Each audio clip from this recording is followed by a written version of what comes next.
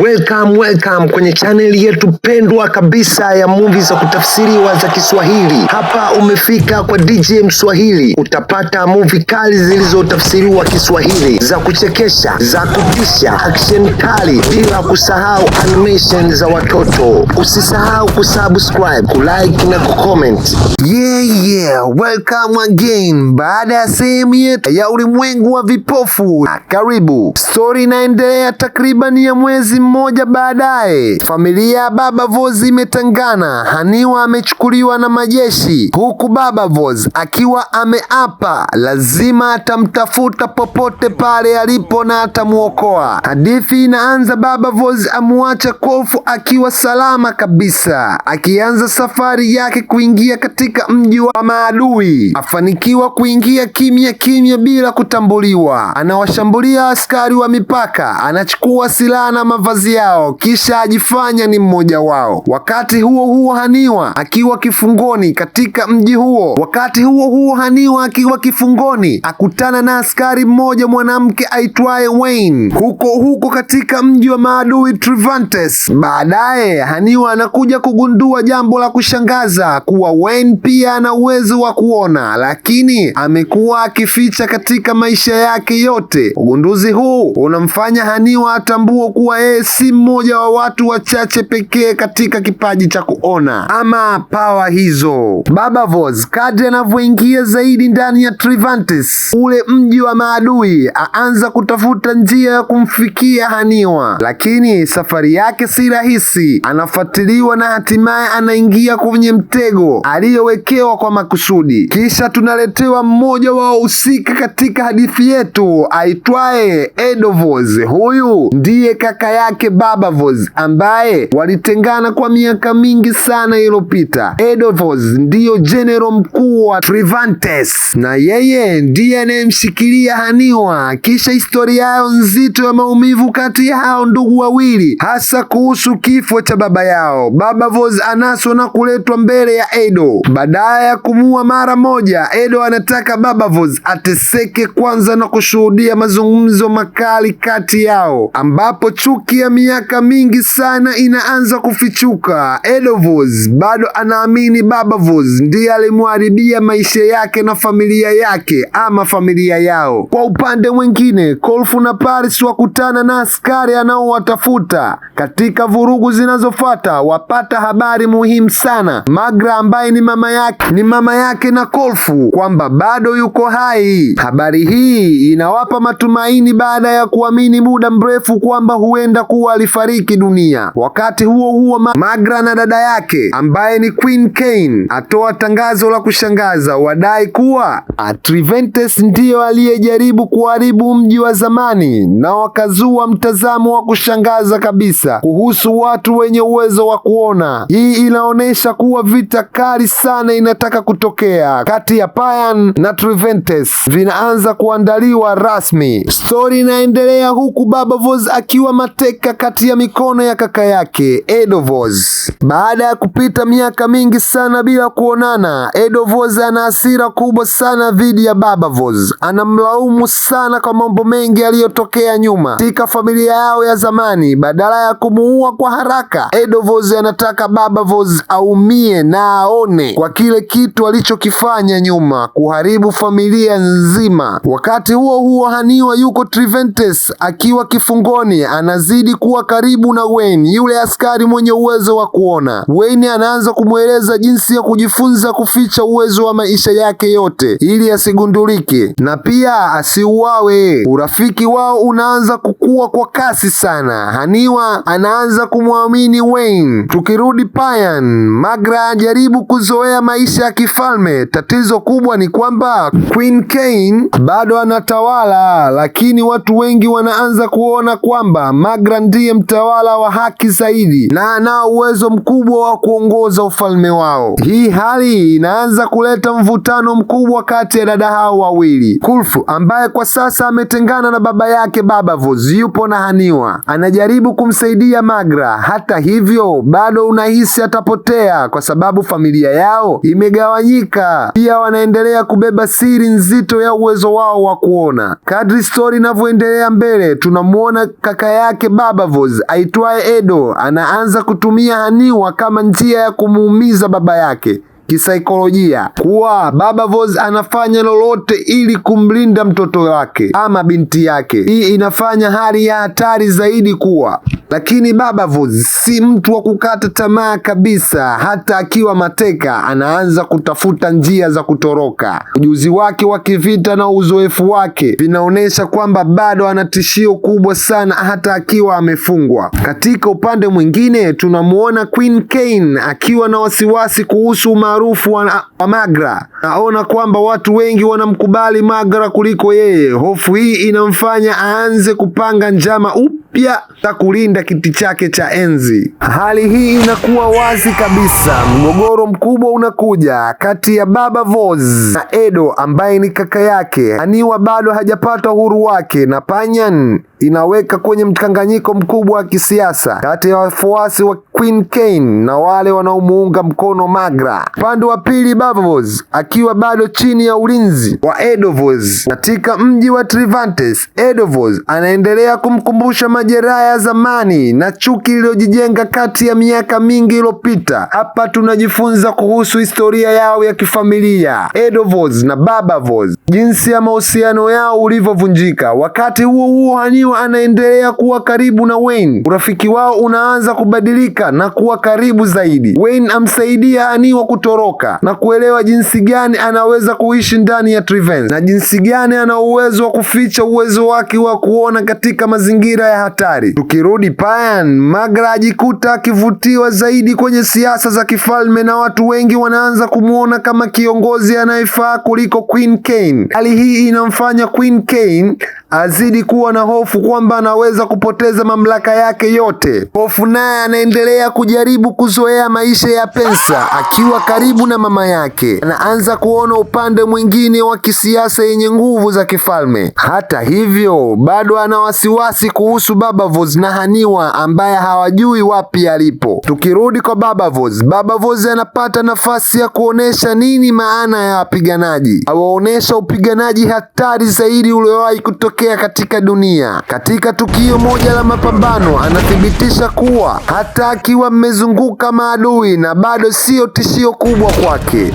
Ana uwezo mkubwa wa kupigana na kupambana na kujidhibiti katika maadui. Babavos ni hatari. Kwa upande mwingine, Haniwa anaanza kufikiria maisha tofauti yale yaliyokuwa nayo Payan, na uhusiano wake pamoja na Wayne unamfanya aamini au aone kwamba si kila mtu ni adui. Aanza kubadilisha mtazamo wa vita kati ya mataifa hayo mawili, Payan pamoja na Trivantes. Tukirudi Payan, mvutano mkubwa kati ya Magra na Queen Kane unaongezeka. Kane anaanza kufanya maamuzi yanayowafanya watu wengi kupoteza imani naye. Wakati huo huo, Magra anapata heshima zaidi kutoka kwa viongozi wa nchi. Mabadiliko makubwa yaendelea. Babavos anapata nafasi ya kujiweka huru, huku Haniwa akianza kufikiria mustakabali wa Wayne. Na kwa upande wa Payan, unaonekana wazi utawala wa Queen Kane unaanza kufifia au kufika mwisho. Kane anaendelea kufanya maamuzi ya kikatili sana ili kulinda kiti chake,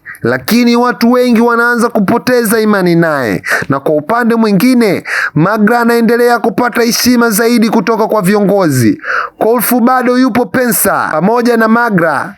Katika kipindi hichi, Kulfu anajikuta karibu na Queen Kane kuliko inavyotarajiwa, na Kane akiendelea kumshawishi na kumtumia zaidi kama silaha yake. Kulfu ambaye hana uzoefu mkubwa kabisa katika siasa za kifalme anaanza kujikuta katikati ya mchezo hatari wa mamlaka. Wakati huo huo, Trivantes kule kwa maadui, Babavos bado anatafuta njia ya kuondoka katika mikono ya Edo, adui yake. Kati ya ndugu ndugu hawa wawili yaendelea kutokea matukio makubwa zaidi. Edo anataka kudhibiti kwamba yeye ndiye mwenye nguvu zaidi, huku Baba Voz akijaribu kutafuta nafasi ya kurudi kwa familia yake. Upande wa pili wa Haniwa, uhusiano wake na Wayne unaendelea kukua. Haniwa anaanza kuona upande wa pili wa kibinadamu na kugundua kwamba vita kati ya mataifa hayo mawili si jambo jema kabisa, kwani si watu wabaya peke yake, pia kuna watu wazuri ndani yake. Story inaturudisha nyuma kwa yule kamanda mkubwa kabisa ambaye alikuwa akiongoza grupu kubwa sana la maadui watatu sana. Aonekana tena,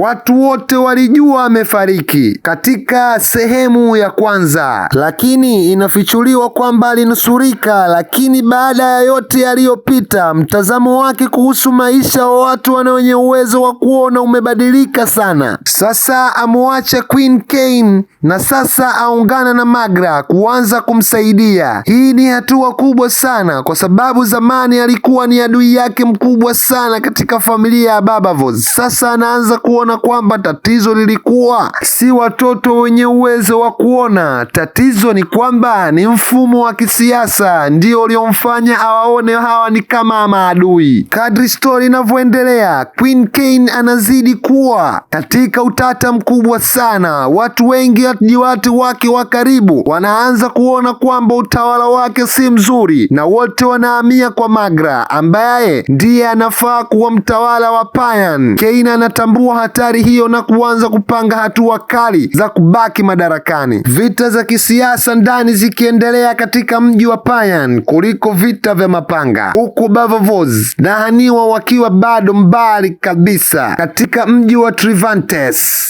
Magra anajikuta katikati ya mpambano ya mamlaka dhidi ya dada yake Queen Kain. Queen Kain anaanza kutambua ushawishi wake unapungua zaidi. Viongozi wengi wa Payan na wananchi wake wanaanza kumuona Magra ni kama kiongozi bora zaidi. Hali hii inamfanya Kain kupagawa kabisa, panga mikakati ya mwisho wa kufanya nafasi yake ama kuimarisha nafasi aliyokuwepo nayo ya kifalme. Kain andaa kalamu kubwa sana ya kifalme ambayo inaitwa Dinner Party na kualika viongozi muhimu wa Payan. Kwa nje anaonekana kama ni mkutano wa kawaida wa kifalme, lakini kwa ndani ni sehemu ya mchezo wa kisiasa, na lengo lake ni kubaini wanaomuunga mkono Magra na kuondoa vitisho dhidi ya utawala wake. Katika karamu hiyo mvutano mkubwa sana unatokea, Magra akijaribu kuonesha busara na utulivu, huku Kain akizidi kuonesha tabia yake na ukatili wake na kutokuamini watu wake. Kolf naye anajikuta katika hali ngumu. Queen Kain anaendelea kumvuta karibu yake na kutumia hisia zake. Kolf anaanza kufanya maamuzi ambayo baadhi inakuwa athari katika familia yake. Hapa ndipo tunaona wazi kwamba Kolf bado hana uzoefu wa kutosha wa kutambua mchezo wa kisiasa inayochezwa mbele yake. Wakati huo huo, tunamuona yule kiongozi ambaye alikuwa akishirikiana na Queen Kain anakuwa mmoja wa watu muhimu sana katika upande wa Magra. Ushauri wake na uaminifu wake vinaanza kumsaidia Magra kupata nguvu zaidi ndani ya ufalme. Katika Trivantes, Haniwa na Wayne waendelea kuimarisha uhusiano wao. Haniwa anazidi kuelewa maisha ya Trivantes na kuanza kuona kwamba dunia ni kubwa kuliko alivyokuwa akidhania hapo mwanzoni. Kwa upande wa Baba Voz, anatafuta jinsi gani atatoroka na jinsi gani ana uwezo wa kumsawishi Edo. Kati ya ndugu hao wawili inaendelea kuongezeka kwa wazi kabisa kwamba mpambano wao mkubwa kati yao linakuja. Tukio kubwa sana linatokea mwishoni mwa kalamu. Jama ya Queen Kain zinagundulika dhidi yake. Watu wengi waliokuwa wanamuogopa sasa anaanza kusimama wazi katika upande wa Magra. Kain atambua kuwa kiti chake cha enzi kiko hatarini kuliko wakati wowote ule. Payan ikiwa katika msukosuko mikubwa sana ya kisiasa. Baada ya kalamu ya kifalme, ni wazi kwamba Queen Kain anazidi kupoteza ushawishi wake kwa watu wake, huku Magra anaendelea kupata viongozi na ushawishi kwa watu wengi na kuungwa mkono. Katika Pensa, Magra anajaribu kuongoza kwa busara na kuzuia mkanganyiko mkubwa ndani ya falme. Hata hivyo, Queen Kane bado hajakata tamaa kabisa, anaendelea kupanga njia za kubaki madarakani hata kama watu wengi wameanza kumpinga. Kolfu anajikuta katika hali ngumu zaidi. Uhusiano wake na Queen Kane unamfanya afanye maamuzi ambayo anaanza kuwashangaza watu wengi waliopo karibu naye. Anaamini kufanya hivyo ni jambo sahihi, lakini hatua zake zinaanza kuleta matatizo makubwa ndani ya familia yake. Wakati huo huo, Triventes, Haniwa na Wayne wakaribia zaidi. Haniwa anaanza kuona maisha ambayo huenda asingewahi kufika kabisa, na Wayne anakuwa mtu muhimu sana katika maisha yake. Anamsaidia kuelewa upande mwingine wa dunia kama alivyotaka hapo mwanzoni. Kwa upande wa Baba Voz, hatimaye anaanza kusogea na kupata uhuru wake. Baada ya muda mrefu wa kupambana mapigano dhidi ya Edovoz, anapata nafasi ya kujinasua. Hata hivyo, safari ya kuondoka Triventes si rahisi kwa sababu Edovoz bado ana mtandao mkubwa sana na askari wanaomtii wenye uwezo mkubwa sana wa kivita. Hadithi ikiendelea kuhusu vita kati ya Payan na Triventes inazidi kuwa karibu, kwamba mataifa haya yote mawili yanaelekea katika migogoro mikubwa sana ambayo unaweza kubadilisha mustakabali wa dunia yao. Kadri story inavyoendelea, Magra lazimika kufanya maamuzi magumu sana ya kisiasa ili kuzuia ufalme usivunjike. Anaendelea kuwazuia na kuongoza watu wake ili wasivunje mkakati yao. Watu wengi wa Payan hawana imani kabisa na Queen Kane. Viongozi, wanajeshi, wananchi wanaanza kuelekea kwa upande wa Magra, wakiamini kuwa yeye ndiye mtawala anayefaa zaidi. Magra anajikuta katika nafasi ngumu. Ingawa anaungwa mkono na watu wengi, bado ni dada yake mwenyewe anayepaswa kupingwa, na akijaribu kutafuta njia ya kuokoa ufalme bila kusababisha umwagaji wa damu mkubwa. Hapa tunamuona yule kiongozi wa zamani aliyekuwa akimtii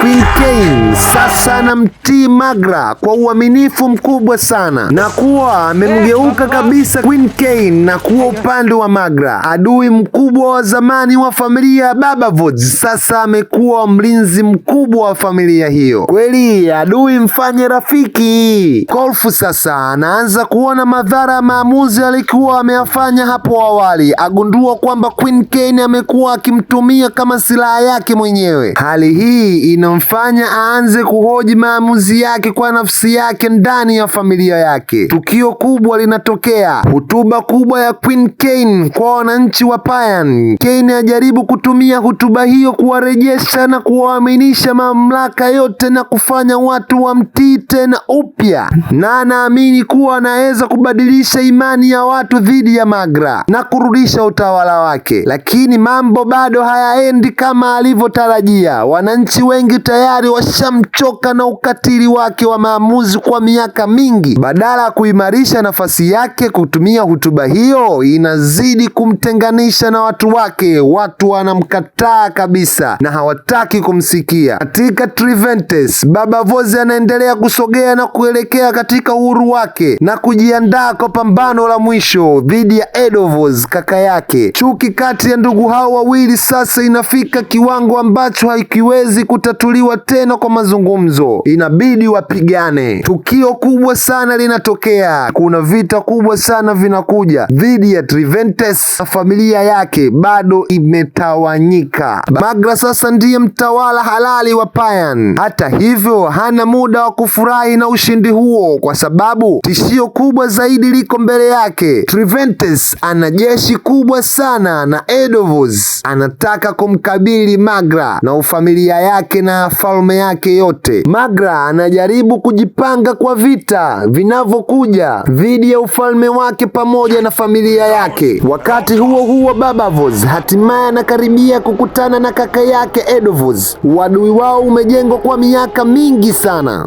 Sasa hakuna njia ya kuukwepa. Edovoz anaamini kwamba Baba Voz aliharibu maisha yake na familia yote, huku huku Baba Voice akiona Edo kama ni mtu ambaye aliyechagua chuki badala ya familia. Lakini kwa upande wa Haniwa, anaendelea kuwa karibu na Wayne, lakini vita vinakaribia. Vinamaanisha kwamba hata wao lazima wafanye maamuzi magumu kuhusu upande watakaosimamia. Kolfu naye anajaribu kurekebisha makosa yake aliyofanya wakati alikuwa na ushawishiwa na Queen Kane. Anaanza kuelewa uzito na wajibu wake wa familia yake. Kadri story inavyoendelea, wanajeshi wa Payan na Triventus, majeshi yanaanza kusogea na kuelekea kwenye mgogoro mikubwa sana kila upande. Unaamini una sababu ya kupigana na vita vinaonekana kuepukika. Pambano mkubwa ukitokea dhidi ya Baba Voice na ndugu yake Edo Voice. Hatimaye Baba Voice na Edo Voice wakutana uso kwa uso katika pambano lao la mwisho. Ni vita kali sana inatokea, ya kibinafsi, yenye hisia, yenye sababu, yenye uadui, yenye shuki, na sio watu wa mbali. Ni ndugu waliolelewa pamoja, baba mmoja mama mmoja.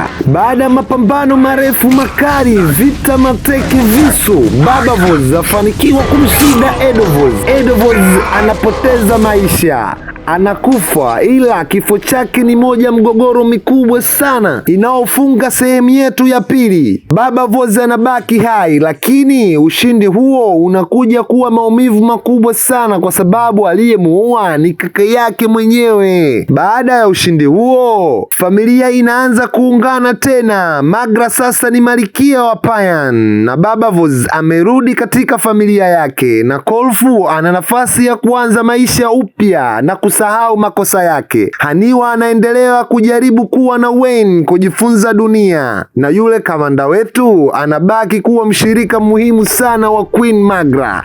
Sasa Magra ndiye queen wa Payan, lakini tunaonyeshwa wazi kuwa mazito bado hayajaisha, yanaendelea. Triventus kuna silaha mpya na hatari sana inayotengenezwa ya mabomu ya kisasa yanayotumia maarifa ya kidunia ya zamani sana. Silaha hii ina uwezo wa kubadilisha kabisa mizani ya nguvu ya dunia, na hii ndiyo siri kubwa iliyofunga mlango. Sasa twende kwenye sehemu yetu. Usisahau subscribe, kulike na comment ili uwe mmoja wa mwanafamilia wa DJ Mswahili. Karibu.